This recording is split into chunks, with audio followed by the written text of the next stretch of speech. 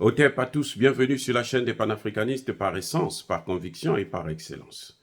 Celle des citoyens qui émitent par nécessité et obligation de combat.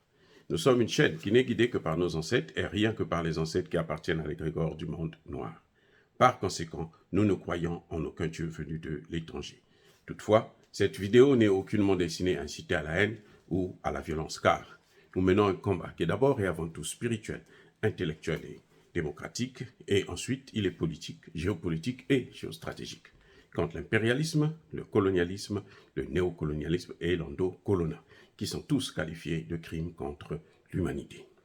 Nous menons ce combat sur la base du principe fondamental que nous avons hérité de nos ancêtres kémites, qui est celui de la Mahat, c'est-à-dire solidarité, vérité et justice. Vous êtes donc en droit de connaître la vérité et nous avons l'obligation de vous dire la vérité, rien que la vérité, afin que justice soit rendue au continent africain. Et ça, c'est notre modeste contribution dans cette noble lutte en faveur de la souveraineté, la dignité, la solidarité et l'unité africaine. C'est exactement ça que nous appelons le panafricanisme.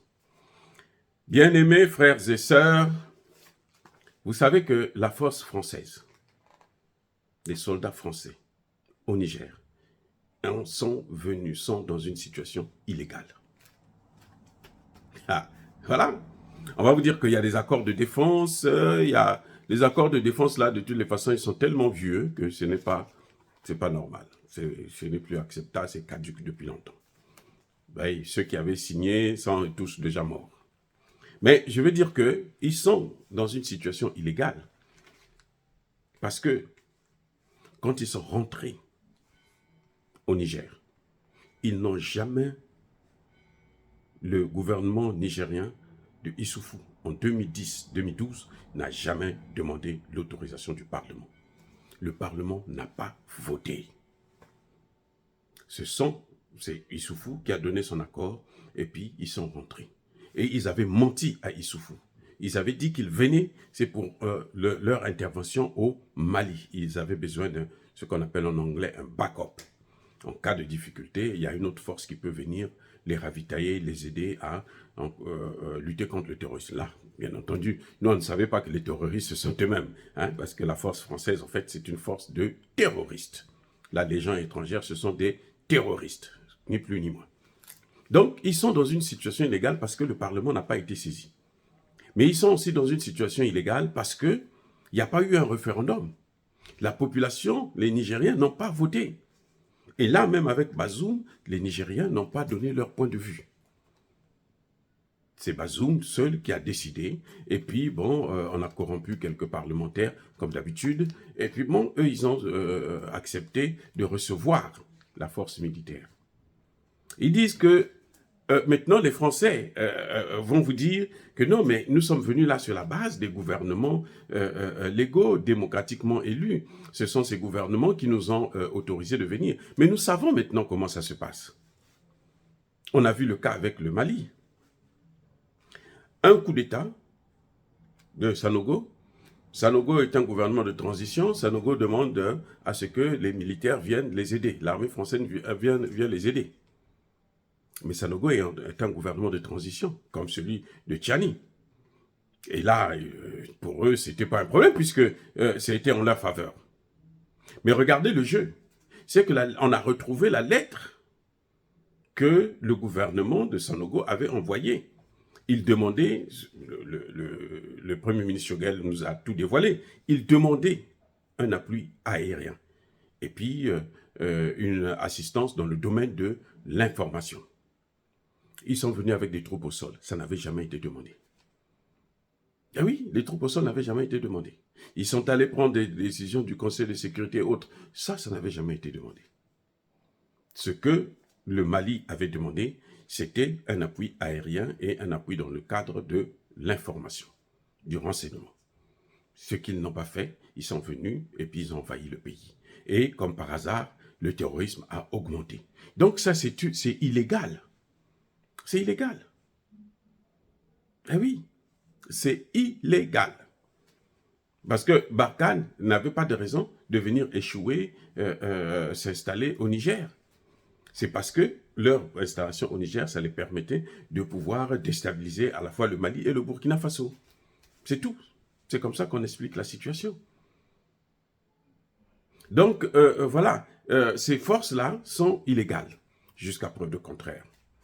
Lorsque vous êtes dans une situation, un gouvernement vous demande de venir, mais lorsque un autre gouvernement, ce même gouvernement, dans le cadre de la continuité de l'État, vous demande de partir, vous ne devez pas faire tout un tralala, comme Emmanuel Macron est en train de faire actuellement. Emmanuel Macron veut agiter terre et ciel pour continuer à rester là-bas, pour intervenir militairement. Ça n'a aucun sens, aucun sens. Ça ne se justifie pas. Et donc, vous voyez pourquoi, vous comprenez maintenant pourquoi il y a cette, comment dirais-je, il y a cette volonté de résister au départ. Vous êtes venu par un gouvernement vous a appelé. Ce n'est pas un homme qui vous a appelé, c'est un gouvernement qui vous a fait venir. C'est un État, c'est un pays qui vous a fait venir. Quand ce pays-là, la population vous demande de partir, vous devrez immédiatement partir. Maintenant, il y a des experts français qui vont vous dire que non, c'est sur la base d'une loi de programmation militaire qui date depuis des dizaines d'années. C'est faux, les gars. C'est faux. Quelle base de programmation militaire qui date depuis quand? C'est faux. C'est archi faux. On ne peut pas me dire que,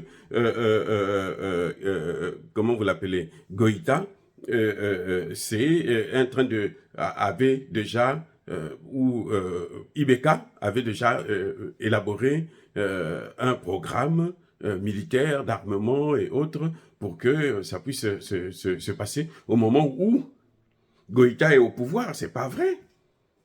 Nous avons vu comment Assimi Goïta s'est équipé. Comment ça a commencé? Ce qui s'est passé, c'est que la France empêchait à ce que le gouvernement puisse s'armer. Comment? Parce que ce qu'il faisait, c'est que, puisque le président à l'époque, quand Assimi Goïta était vice-président, le président ne voulait pas aller à Moscou ou encore apposer sa signature sur le document d'achat d'armes. Et ce que Poutine revendiquait.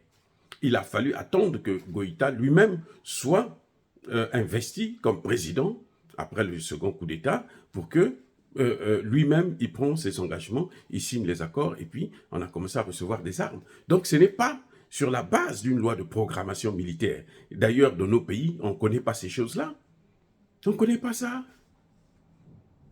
Ce que nous connaissons, ce que nos dirigeants là savent, c'est prendre l'argent, mettre dans les poches, s'enrichir, acheter des maisons, acheter des ceci, c'est tout. Mais ils ne font pas des programmations depuis des années, 10 ans, 15 ans, non, c'est faux. Ibrahim Traoré nous a démontré que quand il est arrivé au pouvoir, il n'y avait même pas 200 Kalachnikov. Même pas 200. Vous vous rendez compte? Ça veut dire qu'il n'y avait rien qui a été planifié. La loi de programmation militaire, c'est pour eux. Parce qu'eux, ils ont des militaires à l'étranger, donc il faut envisager, soit les maintenir, et combien ça va coûter, et là, on programme. Donc, nous dire que si aujourd'hui, Assimi Goïta a des armes, Traoré a des armes, ou Tchani est en train a commencé déjà à recevoir des armes, que c'était parce que Bazoum avait planifié cela. C'est archi faux. Bazoum comptait sur les terroristes puisque lui-même c'est un terroriste.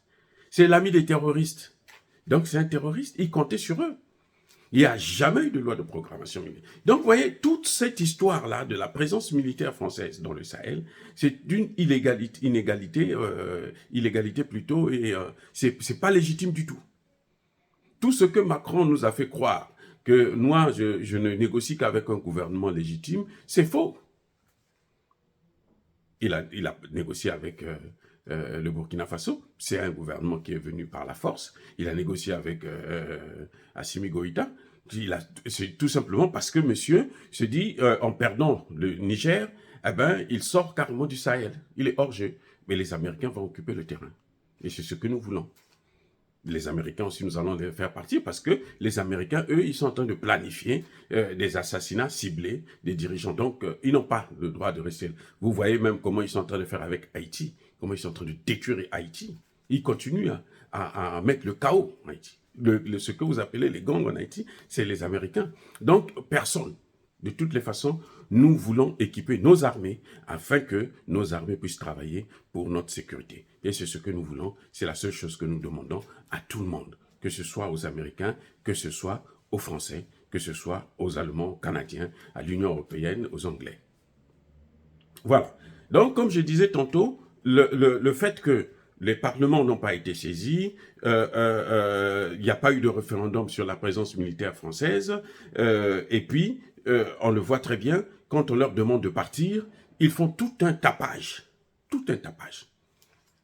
Tout un tapage. Ils lâchent, au Niger, vous avez vu, ils ont lâché tous les terroristes qu'ils avaient en réserve, et tous sont en train d'agir actuellement. Heureusement que maintenant, la zone est quadrillée, ils sont quasiment encerclés. Donc, ils peuvent pas s'en sortir maintenant. Ça devient de plus en plus difficile parce que le Mali, le Burkina Faso contrôlent la zone des trois frontières. Ils ont la maîtrise de cette zone-là. Dire cela, c'est inciter à la haine ou à la violence. Non, il y a Colhervé.